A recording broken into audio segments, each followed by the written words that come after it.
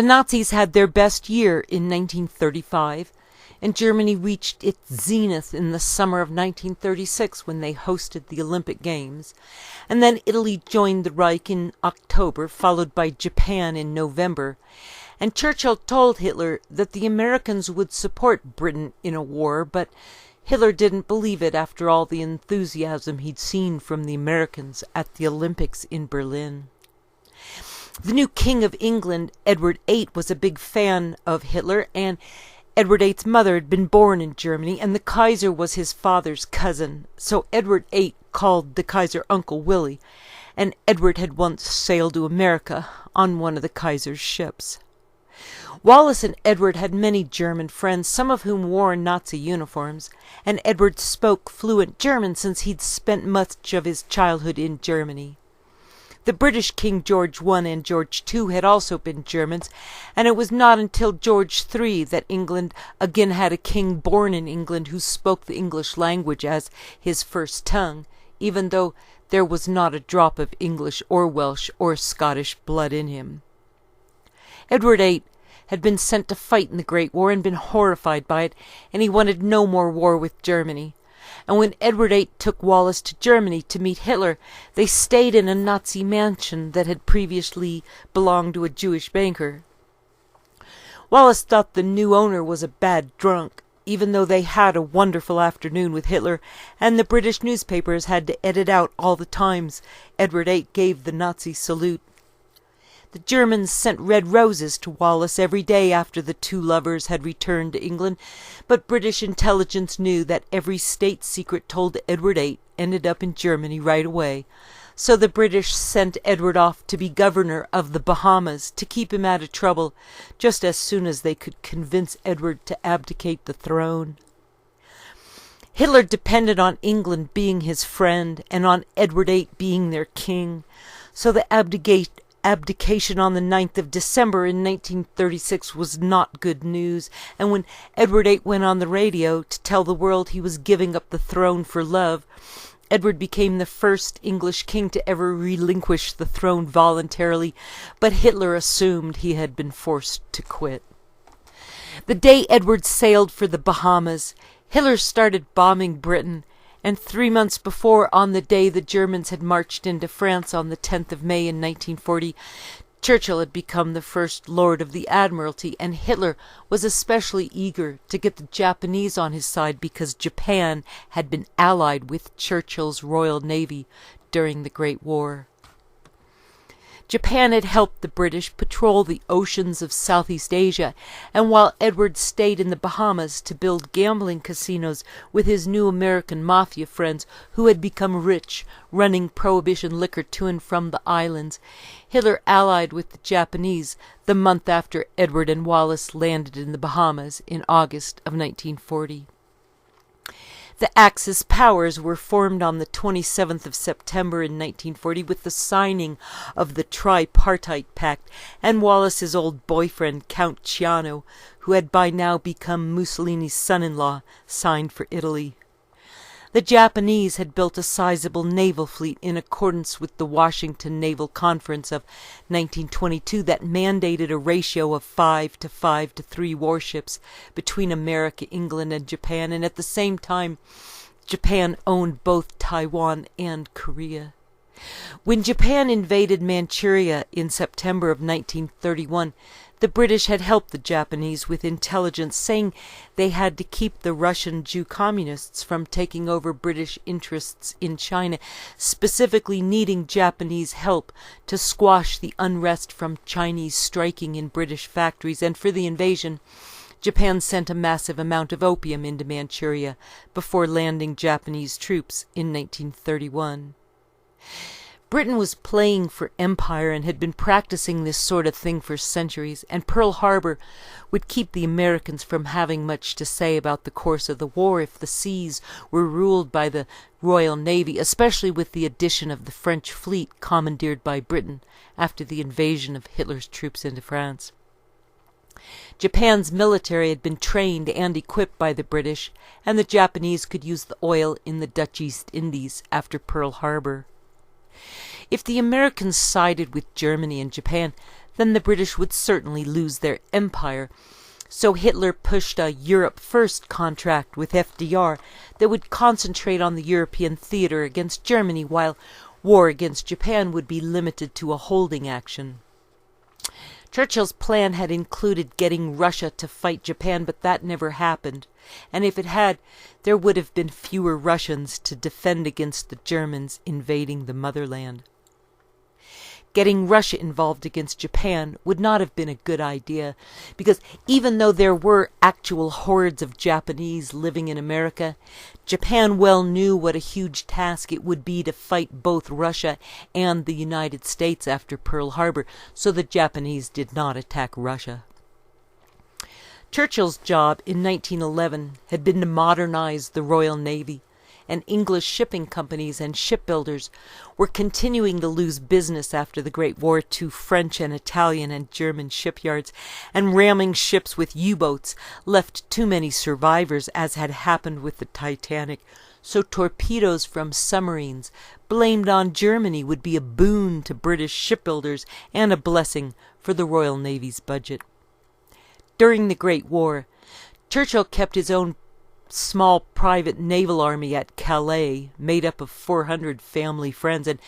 Churchill had plenty of vehicles and accommodations and diversions for them, and Kitchener complained that they should either join the army or go home because the regular soldiers were complaining about Winston's private elite army, and these young friends of Churchill would form the core of his officers in Belgium during Hitler's war. The labour strikes in England were even worse in 1926, with the coal miners the last to return to work, and Churchill was certain that Russian Jew communists were behind the strikes, that ordinary Englishmen were happy to be labouring in the manner to which they had grown accustomed. Edward VIII had gone to visit the poor common coal miners once, although his advisers told him not to go, since no king had ever done such a thing before, and while the common people loved Edward and stood on their feet to cheer him, Edward seemed not to understand what he was seeing. Churchill had been made president of the Board of Trade in 1908 for 2 years, and he sent a bill through Parliament improving the safety of the miners by reducing their shift to 8 hours, which just made them more poor. And then in February of 1910, Churchill was in charge of the Home Office, which was the Odd Jobs and General Complaints Department, and Churchill had to answer grievances from coal miners, and he had to write a letter to the king every day about what was going on in the House of Commons. Churchill was also responsible for prison reform, and he wanted to force the prisons to show a concert or a lecture to entertain the prisoners 4 times a year, and he gave England labour exchanges to point the unemployed towards work, an idea he had gotten from Germany. The labour exchanges opened in 1910, with 17 of them set up in London, and Churchill tried to pass a bill to reduce drunkenness by cancelling the majority of tavern licenses, and that passed the House of Commons but failed to pass the House of Lords. When the railway workers went out on strike, Churchill called out the army, believing that the labour unions were communist agitators, and Churchill had no tolerance for workers' complaints, but insisted that they be given a tea break every day. Every time the Crown raised taxes and lowered wages, the common English working man would go out on strike, and Churchill blamed Russian Jew communists for having started up the labour unions in the first place, and for stirring up the workers to strike. The communists might as well have been communists to their British masters, meaning those uncultured, base, disrespectful people who were more like Americans, the rabble-rousing common people wanting to take down the nobility a notch, under the mistaken belief that perhaps they could thereby better themselves, those unwashed miscreants wanting to get the right to vote in their neighborhood Soviets, just as Hitler's party caucuses would begin doing in Germany after the Great War. Churchill would sail around on his navy yacht named the Enchantress to the tune of £13,000 per year, and he watched the Royal Navy's new ships being built, and Parliament complained it would be cheaper for Churchill to take the train. regularly visiting Germany. Churchill especially enjoyed reviewing German military maneuvers, and he would go back and forth from France studying the territory, making careful note of the fact that the Rhine moved through France before returning to Germany on its way to the sea, and Churchill was heartily obsessed with the idea of floating mines down the Rhine. Parliament decided to completely update the Royal Navy in 1912 because the Muslims in Turkey were rioting, and that meant the Russians would soon be on the way to shut them down. And the Defence of the Realm Act would be passed in Britain in 1916 to control the supply of opium for all the soldiers wounded during the Great War.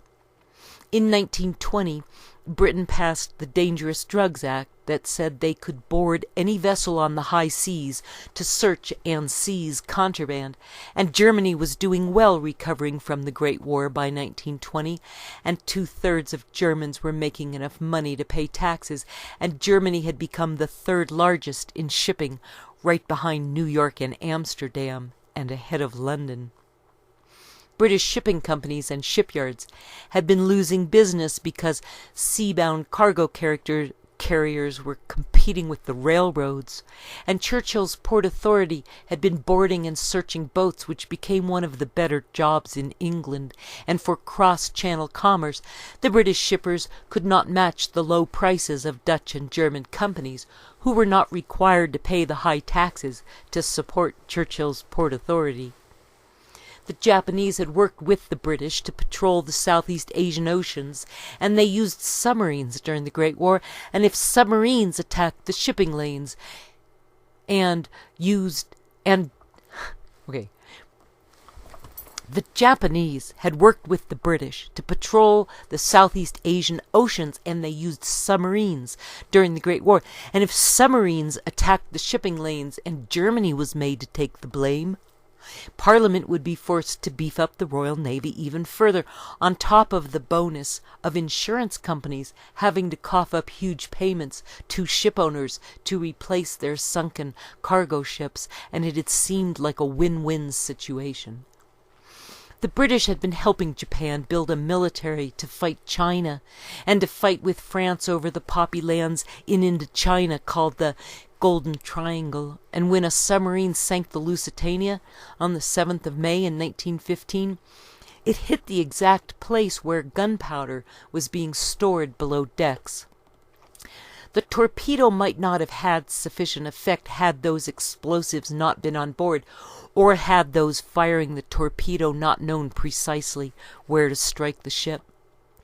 As British ships were hit with torpedoes, America told Germany to cut it out, but the Germans swore that they had called off their wolf packs, as requested by the Americans, yet submarines were still firing torpedoes in the shipping lanes, and when the Lusitania blew up, America had to get into the war to keep the British from attacking American shipping, the theory being to keep your friends close but your enemies closer.